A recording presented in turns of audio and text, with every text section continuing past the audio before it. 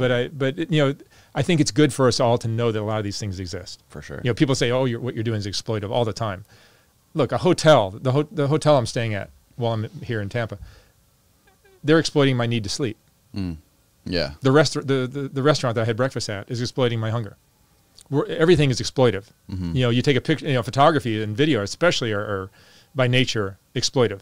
Because if I take a picture of a girl for an ad, you're exploiting her beauty.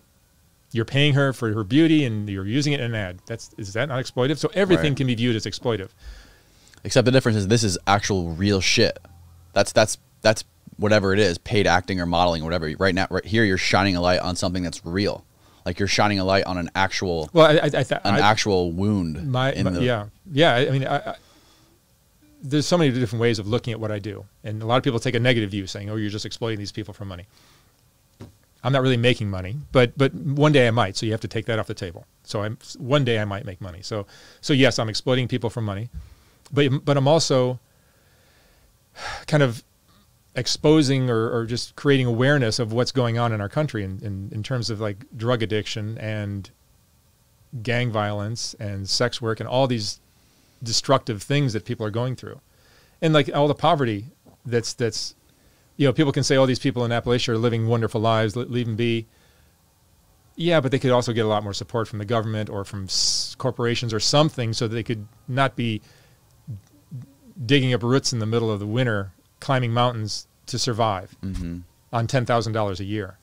That's a rough life. Despite the fact that they don't complain, it's still a really rough life. And I think a lot of these things are important to that we all understand what's going on in the country. So that's an important thing to consider when you're saying it's just exploitive.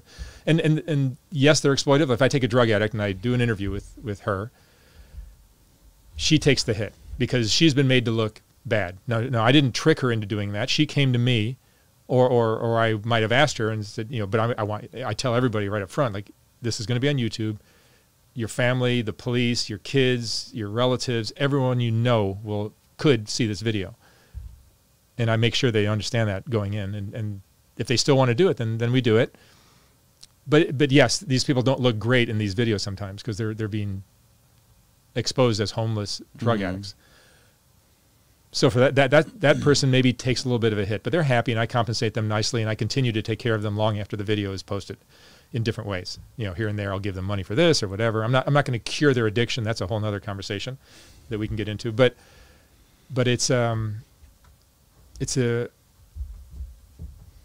that one person to be vulnerable and say, here's what I'm going through and this is how it happened. I was molested at 6 years old.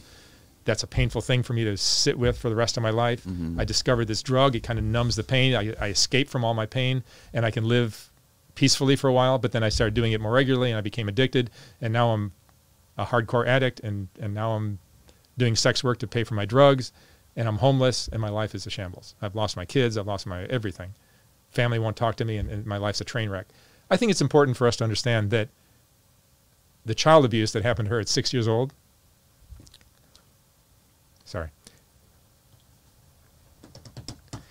is important for us to factor into to everything that we're doing and going on, and just like and my videos. You know, it's like if we can just, all right, let's say, all right, I'm not going to do the videos anymore.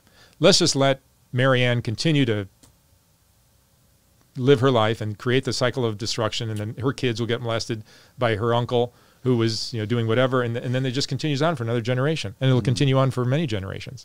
So I think by creating some awareness, we can say, hey, maybe we shouldn't leave the 6-year-old kid with the uncle. Do we know what the uncle's doing when we're off and the kid's alone? I mean, you know, so a little understanding and awareness of what can go on, doesn't mean it always does, but seems to happen a lot, is important. So I think there's a benefit in these videos. I think there's an exploitive nature to them, and there's always a good side and a bad side to everything.